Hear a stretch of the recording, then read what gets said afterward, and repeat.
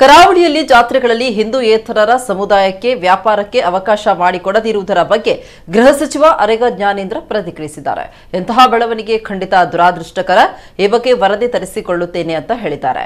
ಮಾಧ್ಯಮಗಳಿಗೆ ಪ್ರತಿಕ್ರಿಯೆ ನೀಡಿದ ಅವರು, ಈ ಬಗ್ಗೆ ನನಗೆ ಸರಿಯಾದ ಮಾಹಿತಿ ಇಲ್ಲ. ಮಾಹಿತಿ ತರಿಸಿ ಪ್ರತಿಕ್ರಿಯೆ ನೀಡುತ್ತೇನೆ. ಕಾನೂನು ಸುವ್ಯವಸ್ಥೆ ಕಾಪಾಡಲು ಸ್ಥಳೀಯ ಎಸ್ಪಿಗಳಿಗೆ ಮಾಹಿತಿ ನೀಡಿದ್ದೇನೆ. ಹಿಜಾಬ್ ತೀರ್ಪು ಬಂದ ತಕ್ಷಣ ಕೋರ್ಟ್ ತೀರ್ಪಿನ ವಿರುದ್ಧ ಅಂಗಡಿ ಬಂದ್ ಮಾಡಿ ಒಂದು ಕೋಮಿನವರು ಪ್ರತಿಭಟನೆ ಮಾಡಿದ್ರು. ಅದರ ಮುಂದುವರಿದ ಭಾಗವಾಗಿ ಇದು ನಡೀತಾ ಇದೆ. ಇದು ಖಂಡಿತ ದುರಾದೃಷ್ಟಕರ. ಈ ಬಗ್ಗೆ ವರದಿ ತರಿಸಿಕೊಳ್ಳುತ್ತೇನೆ. ಯಾವುದೇ ಶಾಂತಿಗೆ ಭಂಗ ಬಾರದಂತೆ ವ್ಯವಸ್ಥೆ ಮಾಡಿಕೊಳ್ಳುತ್ತೇವೆ ಅಂತ ಹೇಳಿದ್ದಾರೆ. ಇನ್ನು ಕಾಂಗ್ರೆಸ್ ಮುಖಂಡ ಮಾಜಿ ಮುಖ್ಯಮಂತ್ರಿ ಸಿದ್ದರಾಮಯ್ಯ ಅವರು ಟ್ವೀಟ್ ಮಾಡಿ ಆಕ್ರೋಶ ವ್ಯಕ್ತಪಡಿಸಿದ್ದಾರೆ. ಹಿಂದೂ ಧಾರ್ಮಿಕ ಸಮಾರಂಭಗಳಲ್ಲಿ ಮುಸ್ಲಿಂ ವರ್ತಕರ ಅಂಗಡಿ ಮುಂಗಟ್ಟುಗಳಿಗೆ ಅವಕಾಶ ನೀಡದಿರಲು ಕೆಲವು ಹಿಂದೂ ಸಂಘಟನೆಗಳು ಒತ್ತಡ ಹೇರ್ತಾ ಇರುವುದು ಕಳವಳಕಾರಿ ಬೆಳವಣಿಗೆ.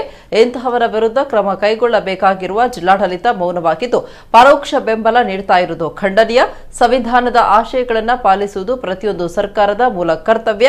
ರಾಜ್ಯದಲ್ಲಿ ಸಂವಿಧಾನಕ್ಕೆ ಸವಾಲು ಹಾಕ್ತಾ ಇರುವ ಸಂವಿಧಾನೇತರ ಶಕ್ತಿಗಳ ವಿರುದ್ಧ ಕ್ರಮ ಕೈಗೊಳ್ಳಲಾಗದ ರಾಜ್ಯ ಸರ್ಕಾರ ಸಂವಿಧಾನದ ಆಶಯಗಳನ್ನು ರಕ್ಷಿಸಲು ಸಂಪೂರ್ಣ ವಿಫಲವಾಗಿದೆ ಅಂತ ಟ್ವೀಟ್ ಮಾಡಿ ಆಕ್ರೋಶ ವ್ಯಕ್ತಪಡಿಸಿದ್ದಾರೆ.